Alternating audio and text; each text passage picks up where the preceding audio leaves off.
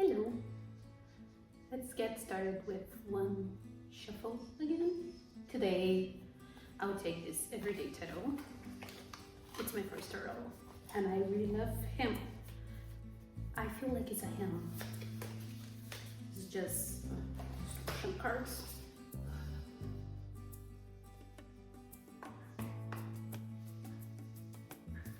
One card for this video, just one card for this video. He's shy. Okay, we have a card. Two of Cups. I love this card. Two of Cups. It's a card that I like very much because it represents like two people coming together to, and a divine connection, I would say. So I hope this is me and who is watching this video. I hope we find our connection and you stick with me and then we go together in this journey. Okay? That's so nice. Thank you so much, Everyday Tarot.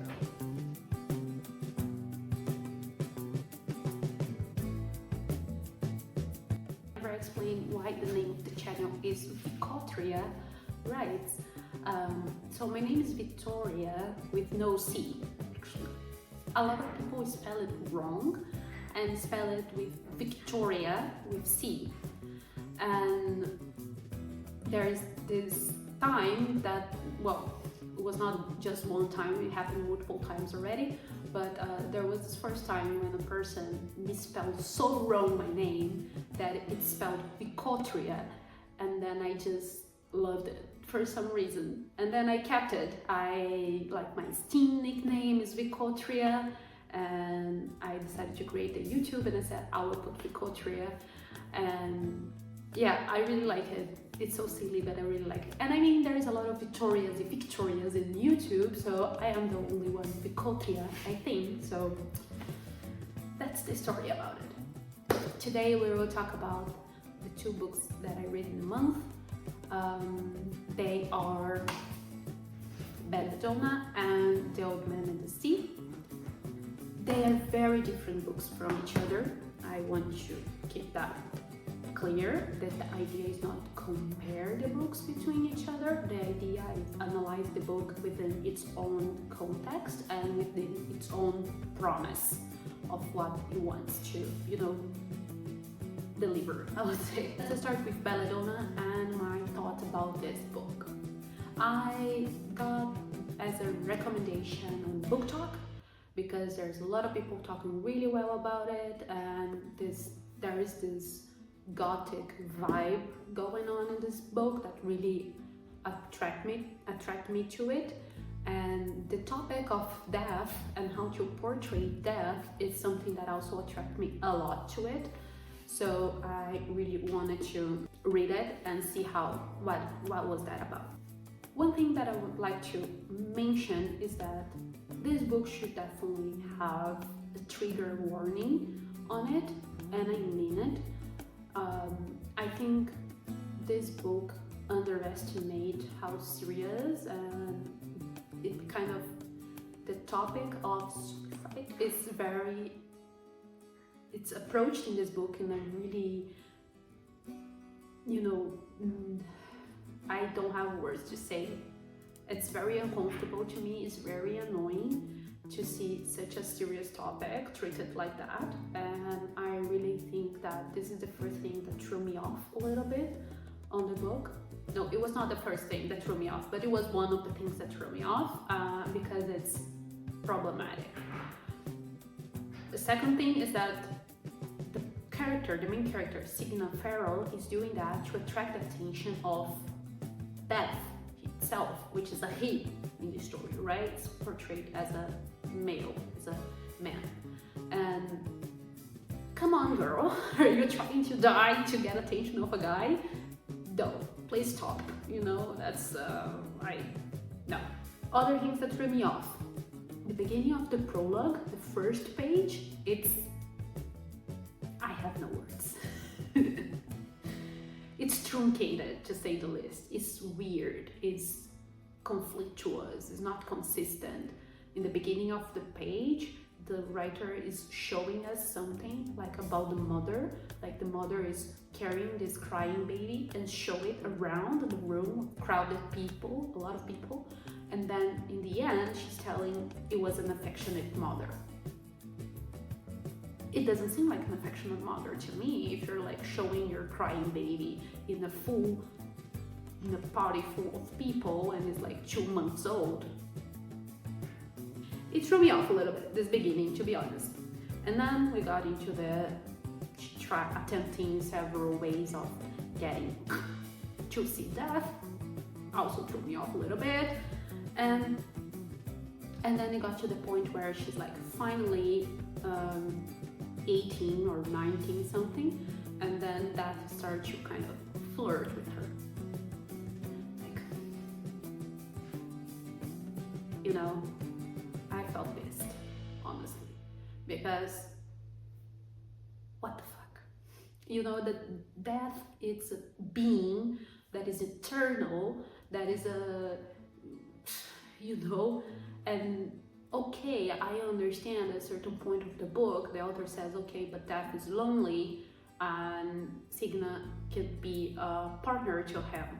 But like, does it need to be built in a certain this way that death is so teenager and he's so like, it's a horny reaper kind of thing going on? And I personally don't feel for this character. I know there's like shadow tentacles, blah blah blah, and people kind of love that, but I mean, there's also this very cheesy kind of things that Death does, like saying I'm a busy kind of man, you know, and I'm like,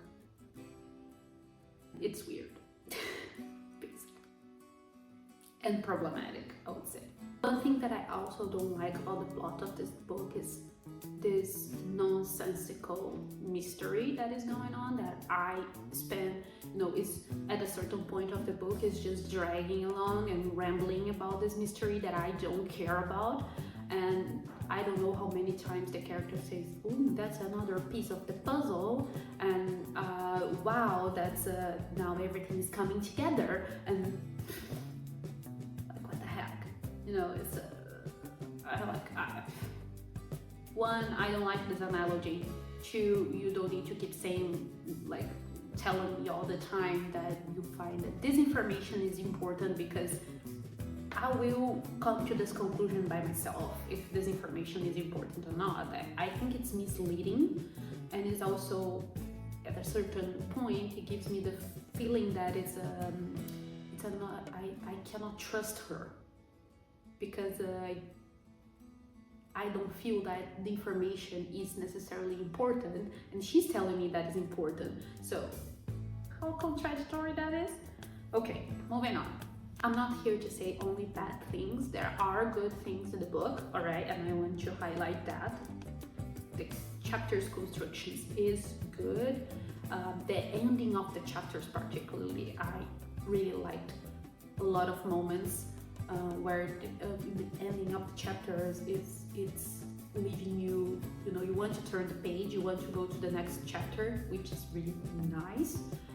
The character conflicts, inner conflicts, are really relatable. So it's this young girl going into society, and there's a lot of expectations around her, and she's trying to figure it out, how she feels, and kind of judge herself because she could not be feeling like this, and she needs to feel in another certain way and behave in another certain way, and that's sometimes leave you to, you know, feeling like, oh my god, she's trapped in there in this society. And I think that's quite a nice construction to do. Really enjoyed that. And overall, my rate for this book is 3. I don't think that's that good because of the points that I mentioned. I really wanted to rate it 2, but like 2 is below average, like bad for me, but it was quite an average book. I just don't see why it you know, this book received so much hype. I think it's overhyped. So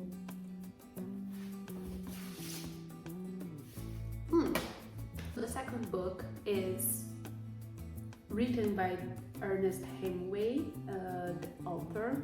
It's a Pulitzer Prize winner book, so it is a classic. It's nice to mention that his writing feels so rich and such a short book. It's less than 100 pages, but I really wish it had more because I really want to keep reading it. There is also no chapter separation, which is so interesting, and I don't know, I was thinking about it for the video, and I don't know if there are other books that I know that there's no chapter separation. So if you do know, let me know in the comments. That will be a really interesting thing to, see other books that are just one storyline and not divided into chapters. So there is not up and down. There are up and downs in the story, but it's not separated by chapters. Characters in introduction are chef kiss. I would say it's so beautiful, and I will read the main character introduction to you. Everything about him was old, except his eyes, and they were the same color as the sea, and they were cheerful and undefeated. I mean, how beautiful is that? And I can definitely see this fisherman with this description in front of me and see his, his wrinkles and his hair with a bit of salty water in it, and it's beautiful. I love it. The story is about this fisherman who we just introduced. He's on 84 days without catching a fish in the sea, but he keeps trying and he keeps waking up another day and keeps going again. So it shows this resilience of the character, which is so, it's so cultural, I would say, as well. This book is based on Latin America, during the time that Ernest Hemingway lived in I think it's Cuba. I think it's Cuba. I don't remember now. I haven't noted. So, and there is also this construction with this boy. It's important to mention that the book, there is no romance, love interest, I would say, but there is this love that he feels for this boy that is almost like a grandchild to him, that he taught how to fish and keeps him company, and is so honest and so true, and it's really nice to see. I also really like the way he portrays this masculinity in this book, because he has to keep proving himself, and his worth is kind of attached on how great fisherman he is. And I think this is such a complex thing to do and to write about, and he does it very beautifully. There is also when he, the plot is about he catching this, in the 85th day, he catches this really big fish who drags him into open sea for a few days, and he needs to be himself, he's by himself, and he needs to, survive this and catch the fish and bring him back home. And the loneliness that he feels, the pain, the struggle only makes the keyword greater, and that is absolute cinema. It's so nice to see. This is a kind of book that there are these sentences that really makes you, you need to put the book down and reflect about it.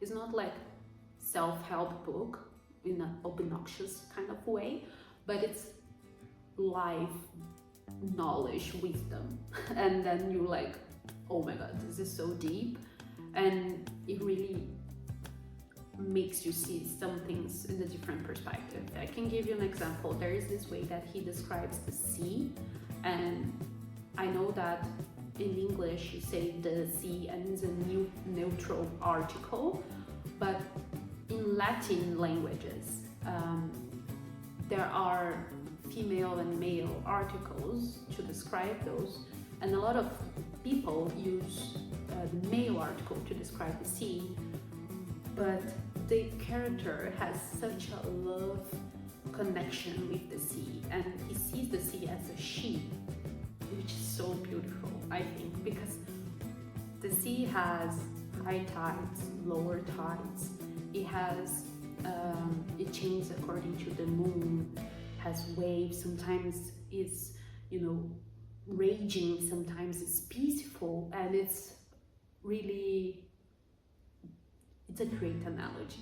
Oh, and the rate for The Old Man and the Sea, it's a 5-star book. Is one of my favorites already. And I know it's a kind of a spoiler to begin the series of videos about the books that I read with a 5-star, but yeah, spoiler alert, next month I will be talking about Belladonna by Silvercloth that I'm reading now, and it's quite good as well. So that's it for today. Well, thank you very much for watching this video. Don't forget to leave your like and subscribe, that helps a lot, the channel grows, and